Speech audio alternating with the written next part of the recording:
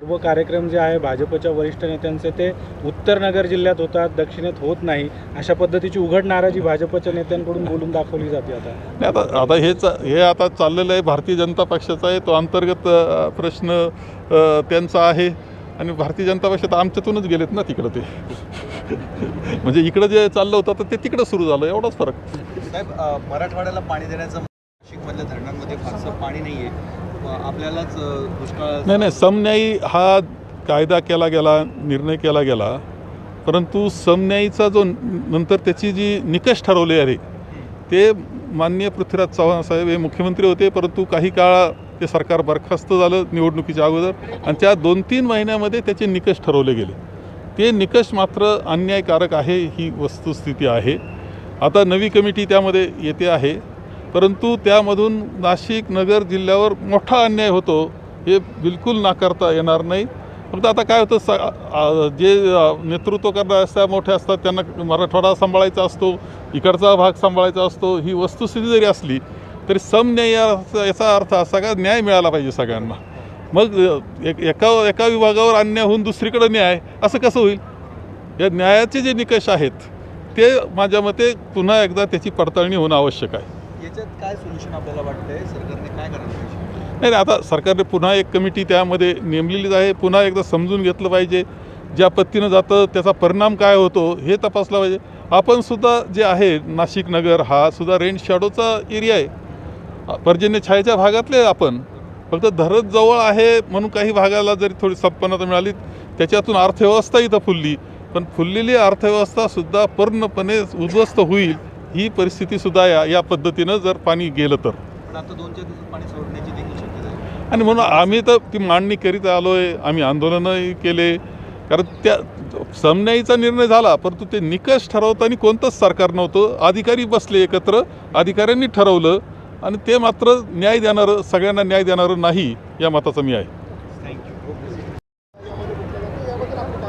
मी यामध्ये आता तितकं राजकारण करायचं नाही असं मी मानतोय. चौकशीमध्ये जो दोषी असेल त्याला ते शिक्षा झाली पाहिजे हे मी स्पष्टपणे म्हणतो आहे.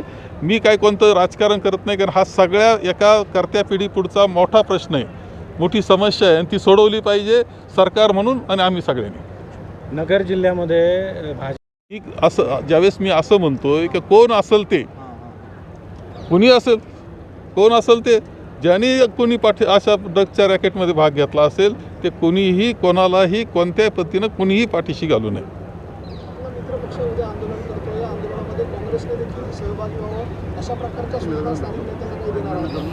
माझ्या मते हे आंदोलन एक चळवळ म्हणूनच आपण केलं पाहिजे, कारण हा सगळ्या महाराष्ट्रातला मोठा प्रश्न आहे.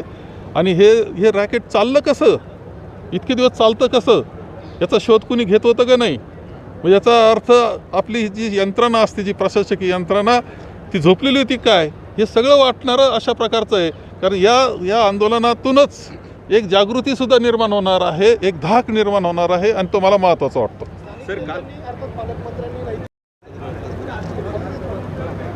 रूम खाली घ्या. अशी घटना घडली असेल तर अत्यंत दुर्दैवी घटना आहे. आंदोलन आपण पाहिलं, परवा ही सभासुद्धा पाहिली आपण. काही असं आहे की लोकांचं प्रतिबिंब, त्या मनाचं प्रतिबिंब त्या सभेमध्ये आपल्याला दिसत होतं, जरांगे पाटलांच्या सभेमध्ये, आणि ते एक प्रतीक रूपामध्ये जरांगे आहेत आपल्याला, किंवा त्या सगळ्या भावनेचं ते प्रतीक आहे.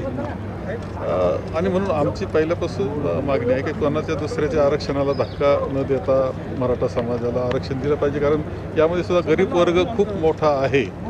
आणि ह्या भावनेचा विचार करूनच आताचं जे शासन आहे, शेवटी जबाबदारी आता शासनाकडे आहे, केंद्र शासन आहे, भारतीय जनता पक्षाचं इथे सुद्धा त्यांचं शासन आहे, त्यांनी त्या बाबतीतले लवकर निर्णय घेतला पाहिजे आणि समाधान हे केलं पाहिजे. पण आपल्याला वाटतंय की खरंच जी जरांगे पाटलांची मागणी आहे ती मागणी पूर्ण होईल आणि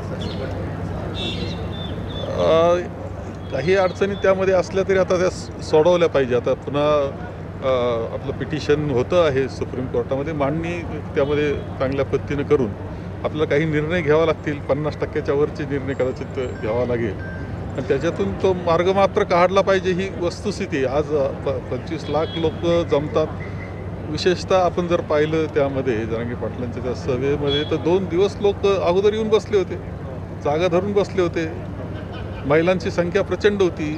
हा सगळा भावना जी आहे त्यांची त्याचं हे प्रतिबिंब आहे. त्यामुळं मार्ग तर काढावाच लागणार आहे, ही वस्तुस्थिती आहे. नाही, पण मार्ग काढावा लागेल, पण कोर्टाने देखील मराठा आरक्षणाला स्टे दिलेला होता मागच्या वेळी.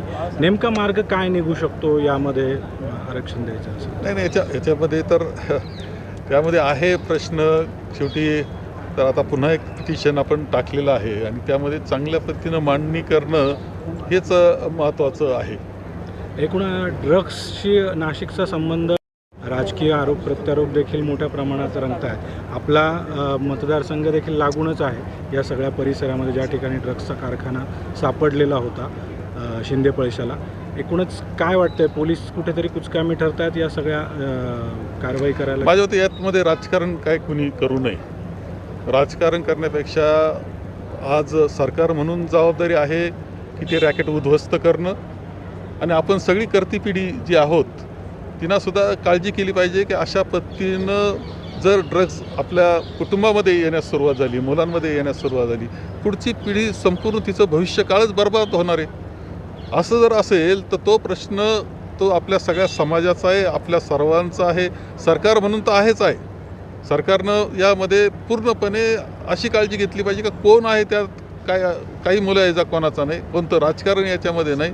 कोणी जो दोषी असेल ते पूर्णपणे त्यांचा बंदोबस्त करणं, कडक शिक्षा करणं, आणि कोणत्या परिस्थितीत महाराष्ट्रामध्ये ड्रग्ज हा प्रयोग होणारच नाही ह्या पद्धतीनं काम करणं पुढच्या काळातही ही सगळ्यात महत्त्वाचं आहे. नाही तर भविष्यकाळ सगळ्या एका पिढीचा पूर्णपणे संपून जाणार आहे. ही वस्तू उद्ध्वस्त होतील, सगळ्या पिढी उद्ध्वस्त होणार आहे, महाराष्ट्र उद्ध्वस्त होणार आहे. आणि म्हणून सरकार आता यामध्ये किती कडक पद्धतीनं कारवाई करतं आहे, कसा तपास करतं, कारवाई करतं, जे सापडतात त्यांच्यावर कशा पद्धतीनं कारवाई करते, संपूर्ण महाराष्ट्राचं यात लक्ष आहे. आणि त्याबरोबर आपणसुद्धा जो करते माणसं असेल, करती पिढी आहे, तिनासुद्धा याच्यात आपल्याला काळजी घ्यावी लागेल सगळ्यांना. हा महाराष्ट्रातल्या जनतेपुढचा सगळ्यात मोठा प्रश्न भविष्यकाळाकरता आलेला आहे, पुढच्या पिढीकरता आलेला आहे, असं लक्षात ठेवून आपल्याला काम करावं लागेल.